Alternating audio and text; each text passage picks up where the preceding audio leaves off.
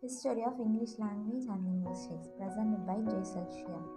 Now I am going to continue the Greek and the Roman tradition from Chapter 4, Modern Linguistics, Historical Survey. The Greeks studied language systematically and to give philosophical and logical explanations of language. From the very beginning of Greek scholarship, there was a debate on language. Plato's Cratylus was concerned with the origin of words and given rise a controversy between analogists and anomalists. Analogists who believed that language was regular and based on logic. The anomalists who believed that properties of things were not related to the word used to name them. Apart from this philosophical debate, the Greek gave attention to the areas of etymology, phonetics, and grammar. The most well-known Greek grammarian was Dionysius Thales, the author of Technique, and Apollonius. They classified elements of grammar and gave explanatory rules and definition which are still regarded as standard. First, the definition and analysis of the parts of speech or word classes. Words as single linguistic units were classified into 8 types by Trax: nouns, verbs, participles, articles, pronouns, prepositions, adverbs, and conjunction. These were further distinguished as the inflected and uninflected.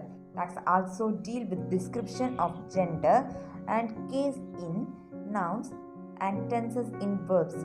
The second, the sentence, was regarded as the upper limits of description and defined as expressing a complete thought.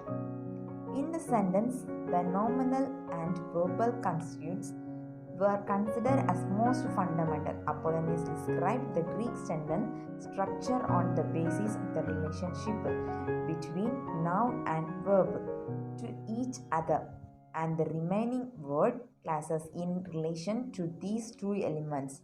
Apollonius also described the relation of constituents to each other as parts of sentence structure. Third, the ancient Greek phoneticians were occupied with defining the phonetics values of Greek alphabets and with isolating distinctive speech sounds as the primary elements in sound speech. According to them, a letter has 3 aspects: its phonetic value, its written shape A, and its name alpha. Thus identified the main consonants in Greek. The Greek evolved a formal terminology for the description of the Greek language that was subsequently adopted in Latin and has continued to be used in grammar. In the Roman times, it was the study of Latin as a classical language, which received attention, and grammatical description was based on classical Latin texts. Chief among the grammarians were Donatus and Phrygia. They described Latin on the basis of classical literature, for example, the works of Virgil, Horace, and others. According to his account of words formation, there are regularities, but variation is possible. This may be the idea that led to the development of the later concept of ligue and parole. The main areas emphasized by the Latin grammarians are: first, refinement of definition of word classes. Each class was defined with examples from classical text and a recognition of interjection as a separate categories was made. Like the definitions given by the Greek grammarians, these definitions are based on the synonymatic content or equality. For example, a noun indicates an object or thing. A verb indicates an action. Morphological description was made by setting up base forms. For example, in the case of nouns, it is the nominative singular from the noun which is the base. In the case of verbs, it is the first person singular present active form of the verb which is the base.